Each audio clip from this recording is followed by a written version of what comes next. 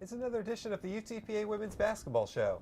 My name's Jonah Goldberg, and this is a guy who must be absolutely exhausted, the head coach of the UTPA Women's Basketball team, Larry Tidwell. And I say that because since the last time we spoke to you, you've played 5 times.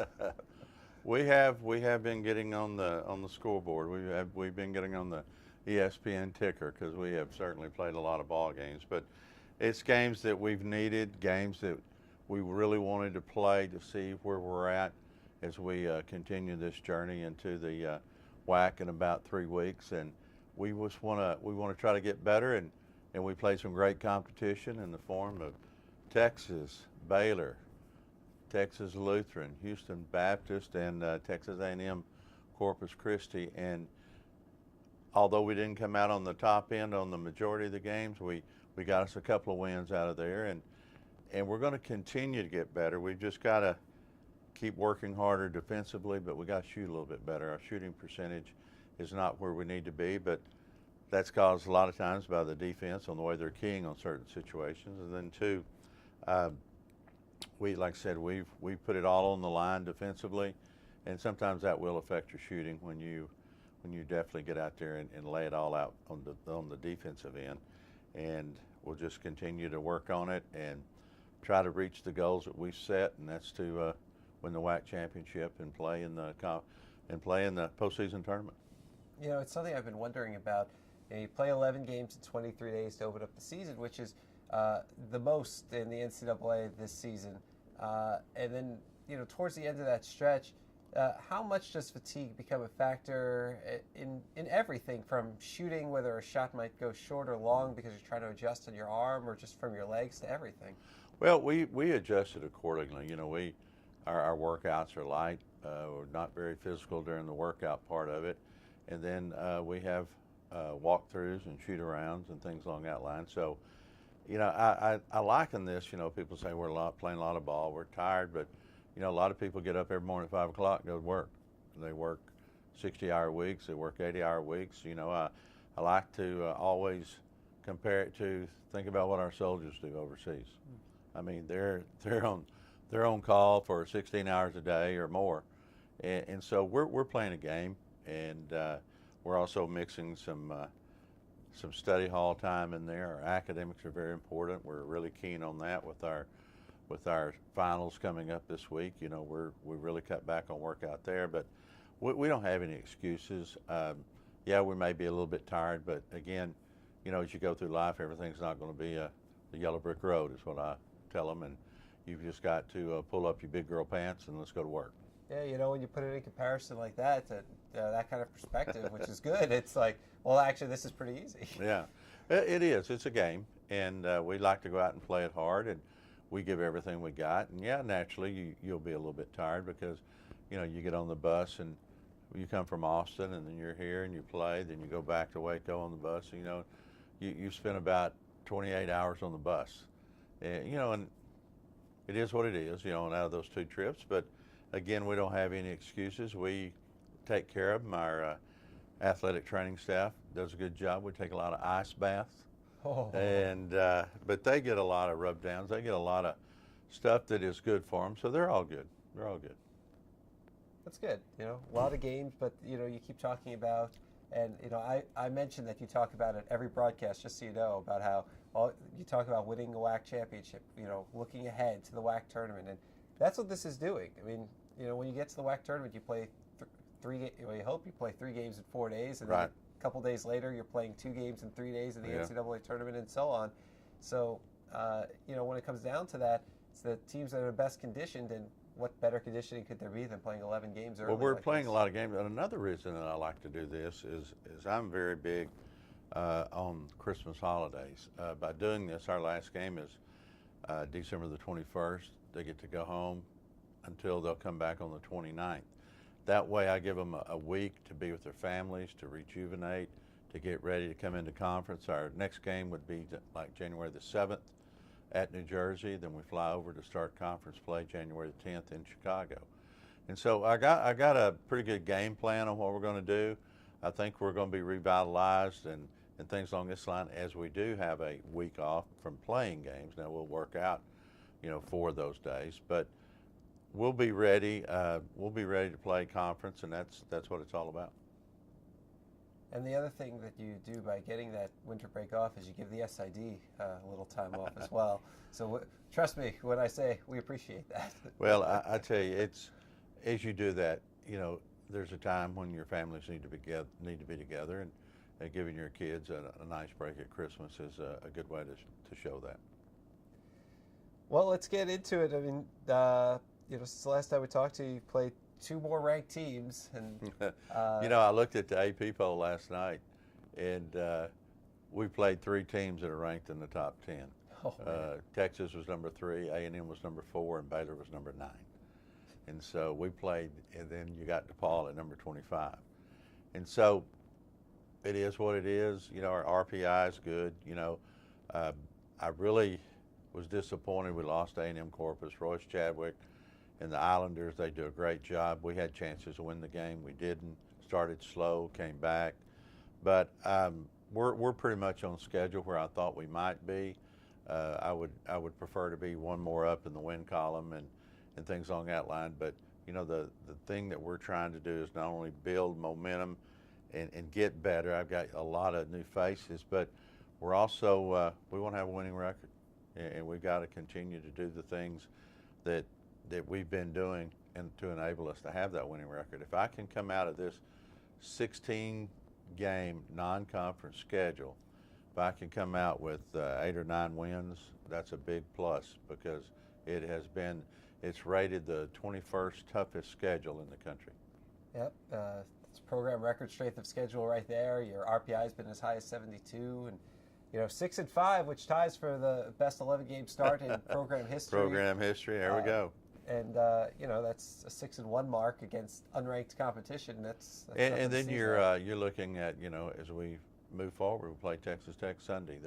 They're playing extremely well. They're 6-2, and they're getting that program revamped the way it used to be. And so we've got a tough schedule in front of us. Even we've got New Jersey Institute of Technology. They're 6-3, playing extremely well. And I saw a score the other day. It said NJIT 71, Michigan 69. I'm going, my gosh, they beat Michigan, but that was a men's school. Thank goodness. But the women are playing extremely well, and they do a very good job up there. And I love to watch the teams that we play. Houston Baptist just beat UTEP by 10 at UTEP. Eastern Michigan has gone on a roll. They won like 5 in a row, and it's been a very tough schedule. We've risen to the occasion, and we just got to continue to get a little bit mentally tougher. That's what we got to do. Well, there was certainly some toughness on display in the Corpus game. If you look at it, if you take out certain parts, you're down 22-5 early, but you came back and were up by 8. I mean, that's turning around 25 points. That's not something that happens every day. It does, and that's what was really disappointing is we didn't finish. We had an 8-point lead after coming back. We switched to a 1-2-2 zone, gave them problems, and then we just didn't grab the necessary rebounds that we needed. But we had a lot of open shots that we didn't connect on. I mean, just wide open shots. And then we had a series of in the last 3 minutes, we had 5 turnovers, which is it's not indicative of us at all. We take care of the ball extremely well. And it's just sad that we did win that game. We had Chante Goff go out at the 10-minute mark. She missed 30 minutes of the game, our leading scorer, averaging 18 a game. And so just things, the mojo just wasn't with us on that particular Saturday. And we got to take a deep breath and regroup and get ready for the Red Raiders.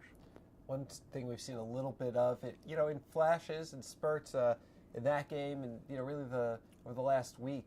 I look at Troy Swain and Stephanie Onyeje, a couple of your freshmen who I think it really all started when they each came up with a whopping 5 steals against Texas Lutheran. And right. They've been really good. Both of them are extremely talented, and we're very, very excited about what they're going to do for us in the future, because both of them have very good basketball instincts. And now, since the dismissal of Kaylin Boyd from the team, you're going to look at Troy and Onyeje step it up even more. We made some more minor adjustments. We put Rock Preston, we played her a little bit at the 3. Shazay Wright will play the 3 and the 4. you know, getting out of that sink that we had a pretty good sink, a pretty good rotation. But once things happen, you have to make adjustments, and that's where you find out how tough you are when you can make adjustments. And Troy and Stephanie are going to have to step up, as is Laura Van Tilburg. You know, Hilder has started to step up more and more. She had a good game against A&M Corpus, but we need more rebounds from her. I need more rebounds from Laura. And the thing that they got to do, if they come off the bench, they can't turn it over, they can't foul. And that's two of the things that we really harp on, because we don't want momentum to shift and things along that line. And, you know, sticking with your bigs, you know, Brittany Bush against Corpus at the 8-block game. You know, and had 8-block games, second most in all time, one more block, which she did have another block late in the game, clean block, and we get called for a foul, and they sink 2 free throws and go ahead. I'm not going to start talking about things that I can't control. We'll just leave it at that. But a very good block, and we had a run out on it too, and that's another sad thing, you know, because we could have got a couple of easy points off of that. As you get the block shot, your guard grabs it, they're going the other way, and it's brought back. And then, you know, in the A&M Corpus game, again, sometimes it's just not meant to happen. They go ahead of us when they bank a 3 in from the top of the key. And me and Royce were talking about that afterwards, and I have the utmost respect for Royce Chadwick. Great coach, great guy. And both of us are trying to find our way with injuries. He's lost a couple of really good guards to ACL injuries, so we are going to get Goff back. We just don't know when. But you just have to make adjustments, and other people have to step up. Yeah, you know, like you just mentioned a moment ago, you started to make adjustments to your lineup. Your starting rotation on Saturday, Preston was at the 3, you had Goff at the 2, and then you know, Walker was back to coming off the bench. Right. So what other kind of changes what kind of other combinations are you tinkering with? Well, I tell you, you know, with out of that situation, Rock ran a little bit of the 3, but I think what we'll do with Rock is Rock will be, when we run offense, she'll be run the 4 where she's comfortable, and I can even slide a Hilder out to run the 3. Yeah. Hilder is a very good on the perimeter, pretty skilled passer, pretty skilled shooter, so we may run her out there. But we got a lot of adjustments that we can make, but we run a 4 out, 1 in offense, and when you do that, everybody's a point guard after the first pass. So we just gotta handle it, take care of the pressure, and see what we can do. And, you know, luckily you've had a really strong presence at point guard this year. When you have a point guard, is Tiaja Nolan. You know, T.O. has just been fantastic. I mean, her turnover to assist ratio, I would imagine right now she's probably around 34, 38 assists, and she's got probably 15 turnovers. I mean, and when you have a point guard, and matter of fact, she played all 40 minutes on Saturday, and I got to make sure that she doesn't do that. I need to give her at least 30 seconds each half. But she has been the Rock of Gibraltar. She has been solid as a rock, and she just continues to impress us. She had a few open shots there at the end, really drove to the basket hard. I thought at the end it should have been called a foul, and the girls running up under, and we get a charge. So again, not very happy about that. But we just will continue to move forward and get her better. So you get through this stretch of 11 games in 23 days. What was the first thing you did, not basketball related, when it ended? Well, when it ended, it just didn't end right. You know, we lost a really, very close game, and we had a matchup we wanted down in the post at the very end, and we turned it over instead of, you know, relying and thinking positive and finishing that shot. We kicked it out, and we shouldn't have, because I think if she would have shot it, she was going to get fouled as they were coming up underneath her. But I just go back and I think about what we could have done better. You know, I've watched the video 3 or 4 times, and I'm just trying to figure out what we can do better to help this team win. And if we have a winning season, we get a monumental gorilla off of this program's back, and that's what we're trying to do. But we're going to be able to do it. We're going to make a really strong push at it this year. We're going to try to compete for a conference championship. I promise you we're going to play hard. I hope we get more fans in the stands. But again, as we build this program, we build it with what we're going to do on the court, what we're going to do in the classroom, and what we're going to do in the community. And with this program moving forward, you know, and we're going to lose, you know, like 5 seniors this year. But we felt like with the class that we signed coming in, we're going to be able to do a lot of different things with them, like I said, on the court, in the classroom, and in the community, and very excited about our signing class. Yeah, you know, you brought in 7 signees. 7. That's a huge class. 7, right there. rolling 7. That's right, rolling 7s there. But we went and we addressed the point guard position, and we got Bernicia Peters out of Spring, dynamic player. She can shoot it deep. Oh my God, is she fast? She's fast. She's not very tall. She's about 5'1" on a good day, but she can shoot it deep, and she is strong, and she can get it to the rim, and she will defend you. So we're very happy to have her. Went and got some local talent out of the Valley at point guard, Angie Villarreal. I think Angie is like lightning in a jar too. I mean, she does a lot of good things with the ball, moves it around. I got to watch her a lot last year as I watched Laura Van Tilburg and her play together, and I really liked her. Matter of fact, I offered her a junior year, and so we got together and decided this is the place she needed to be, and it worked out. Signed a 5'9" guard, 2-guard out of Clovis, New Mexico, Nichelle Hyman. Her teammate to the state semifinals her junior year. The previous year they won the state championship, were ranked as high as number 5 in the nation. She averages about 11 points a game. She's very, very long. At 5'9", handles the ball, can get up and get on the rim. I mean, she's a really good athlete. Then we went out and signed one of her teammates from the summer. They played for the El Paso Fusion. Yadi Ramirez, 5'11", has played the point before at 5'11". Wow. And she is a dynamic type player, can guard. I mean, if she played in the summer, she could guard anybody, and she sort of fell to us.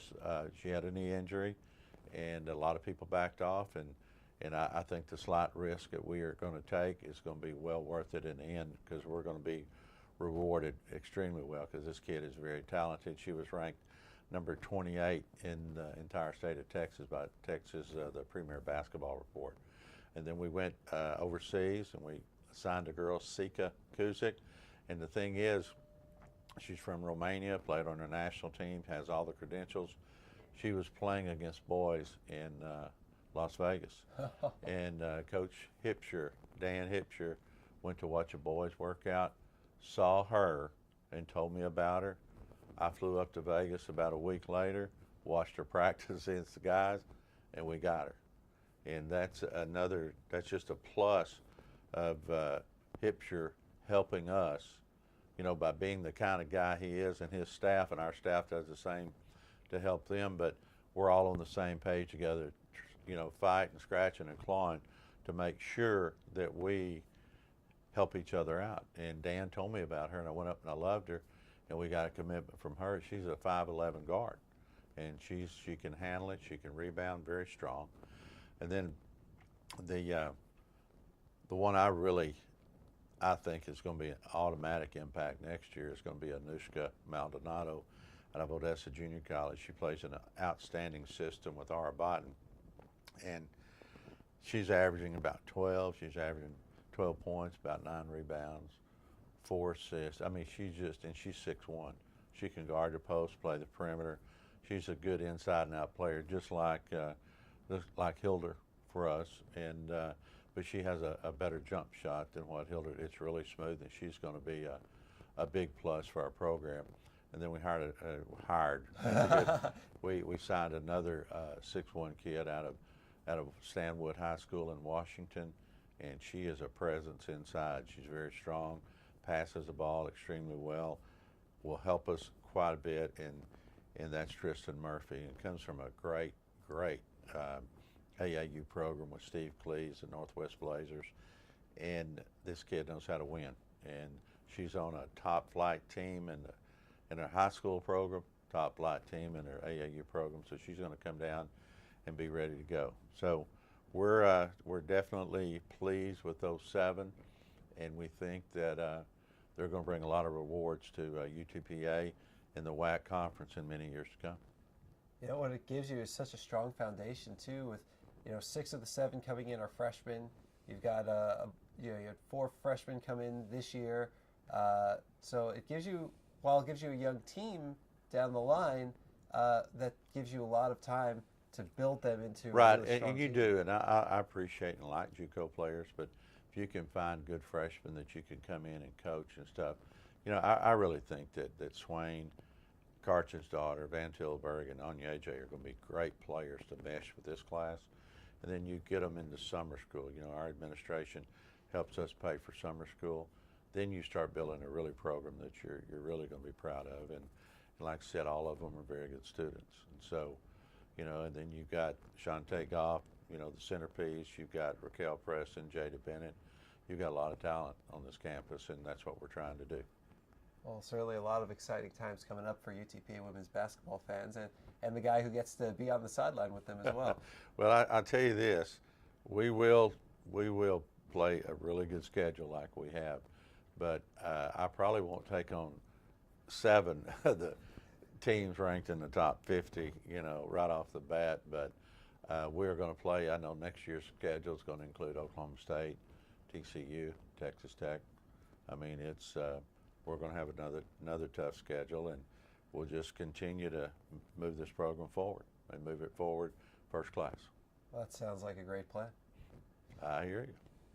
Well, the Broncs are back in action on Sunday when they face off against Texas Tech. That's a 3:30 start. You can get links to ways to follow the game over at UTPABronx.com. And the Broncs are back home next week against Incarnate Word. But don't worry, we'll talk to you about that game next week before that game even happens. He's Larry Tidwell. He's the head coach of the UTPA women's basketball team. That's the J-Man. He handles the media relations. He's the guru of media relations. And we do appreciate all you do with all the things with Bronc Country, the radio shows, our website, and just kudos. Great release on our website about our signings. And so we appreciate everything you do. And no, Danny Elizondo, he's not half bad either, No Romeo. They get after it for us, and we appreciate it. And we appreciate you as well. We'll be back with you with another episode next week. Until then, we're going to fight them until hell freezes over, and then we're going to fight them on the ice. Go Bronx.